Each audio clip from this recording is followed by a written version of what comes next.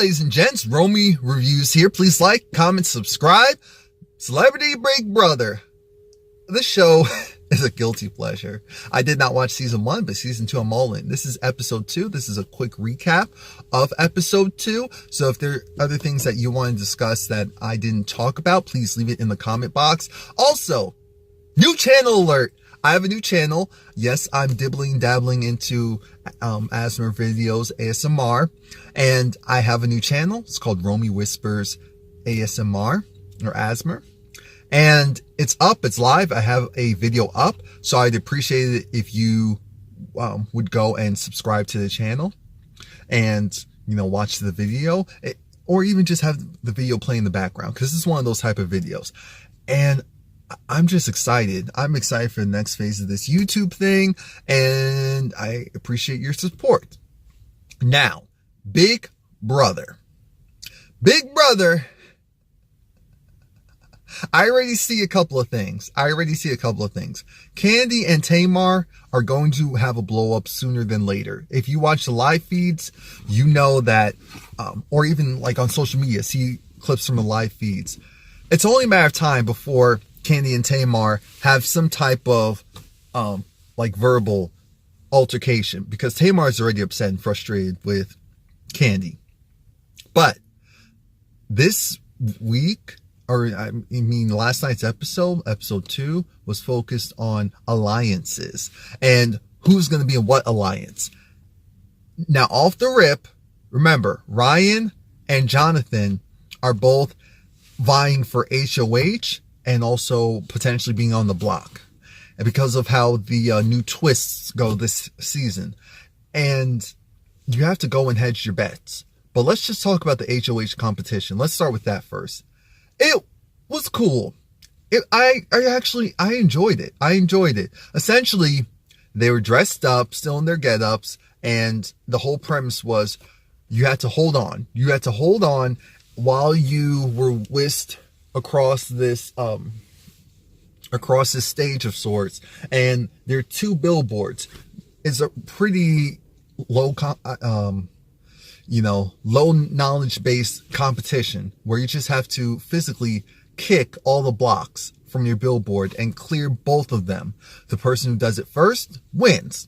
Now, I already knew that Ryan would have an advantage. Ryan is in shape. He's was it a 12-time medalist, Olympic medalist? So I said he's in shape and he's training for 2020. Jonathan, on the other hand, it looks like he works out, but he's not the king of like cardio. So that endurance is going to be an issue for him. and also holding himself up. I already knew. I can't talk because, Lord, my arms. Oof, the struggle, and endurance, the struggle. So I understand Jonathan. Jonathan was winded. He couldn't keep himself up. It was as soon as he kicked to try and take some stuff down, he fell. Because he knew, okay, it's better if I do that than try and hold on for dear life. Ryan, go and hit some stuff, go and do it again. Hit some stuff, go and do it again. And he also has longer limbs, so that helps out a lot. Now, the funny part in all of this is that Ryan wins. Jonathan is now the first person on the block. We learned that one of the new twists is that even though you're the first person on the block, you won't have another person. You'll have 2. So there will be 3 people in total. In the past couple of seasons of Big Brother, they've been having it to where 3 people end up on the block. So I wasn't surprised about that twist. But now it's a situation where the HOH still chooses 2 people. I'm jumping ahead a lot, but Jonathan has essentially found his yang. He's not the physical, but Ryan is. So him and Ryan, they're cool. They seem to mesh well. And Ryan, I can tell he doesn't want blood on his hands. So he's going to go and have Jonathan tell him what to do. Or really have Jonathan confirm his movements so that he can say, if it ever blows up in his face, that I was talking to Jonathan, and ding, ding, ding, ding, ding. That's all you have to do in this game. That's all you have to do. So I said, Ryan, I see your gameplay. You're like, you're not the strategist. You'll have the strategist go and, run all around and try and be social, because Jonathan's great at that. And Jonathan, once he realized he was on the block, said, I need to get an alliance. So at first he thought if we can do a 7-person alliance and control the house from day one, it'd be great. I already knew that wasn't going to last long, but he wanted to include people like Lolo, Tamar, Candy. Originally he wanted Joey, Lawrence. But Joey, when he was talking to, I think, Lolo and Tamar, blurted out, no, I don't want an alliance. I hate an alliance. I said, Joey, are you trying to win Big Brother? Joey, what are you doing? Why would you go and say that on this platform? Are you trying to lose?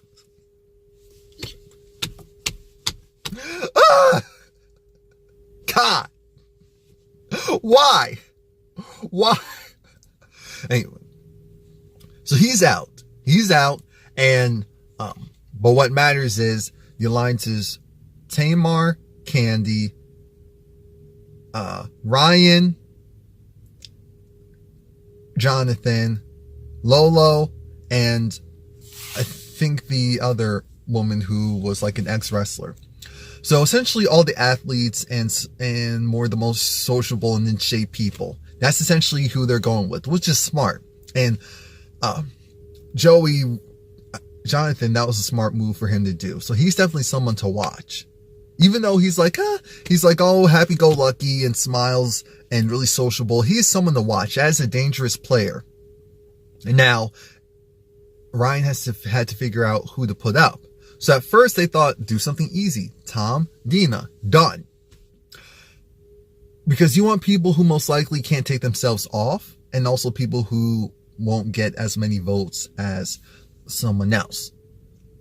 What ends up happening is Jonathan realizes he likes Dina. Apparently he has a good relationship with the Lohans, and we know he talks about Mean Girls all the time. And I would too if that movie did what it did. It's still culturally impactful today. I called him Aaron for the first 2 episodes straight, just to show you how big of an impact that movie still has today. But he wants to protect Dina, so he convinced, it didn't take much convincing. He told Ryan, instead of putting up Dina, and put up Anthony Scaramucci. Least blood on your hands. People aren't going to be upset, at least in the house.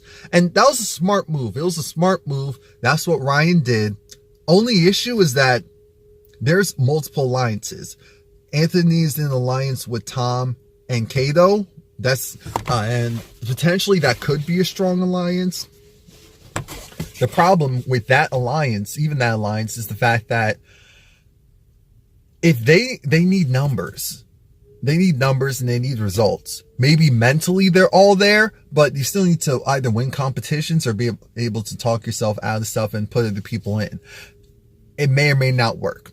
People realize it's not smart to have someone like the Mooch in the house.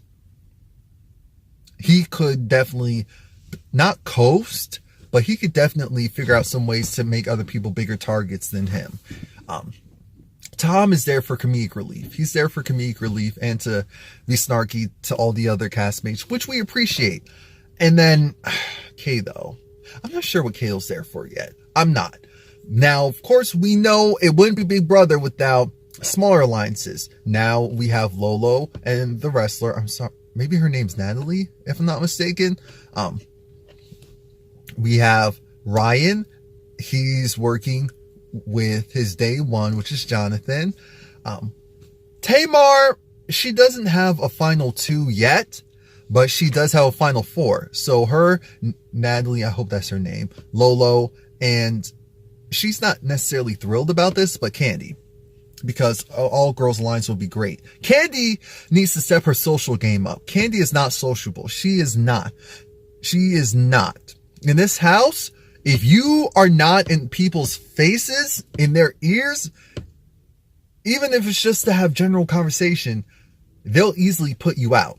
So she's safe because she's technically in 2 alliances. The problem is that when she was trying to talk to Ryan, like I said, Ryan isn't dumb. Ryan wasn't giving her much to work with. And so she felt nervous, as she should have. Now, all the ladies were upset when they felt blindsided because they didn't know that Dina wasn't going up. They were told Dina. So the alliance already has a crack in it. So I see the ladies just, doing the bare minimum to keep that 6-person alliance alive until they take out a couple of people. That's what I think. That's what I believe. That was pretty much it. There was some other filler stuff like watching Ryan swim. Like, he's one of the best, or if not technically the best in the world. So I'm like, okay, cool. Their commentary, ha ha ha. But there wasn't much else that happened. There really wasn't. So please like, comment, subscribe. There's a new episode tonight. And then also Friday night. Stay tuned. They're only in the house for a little bit over a month or something like that. Or 30 days. Yeah, a month. So yeah. And remember, Romie Whispers Asthma or ASMR, new channel. Please support. Thank you.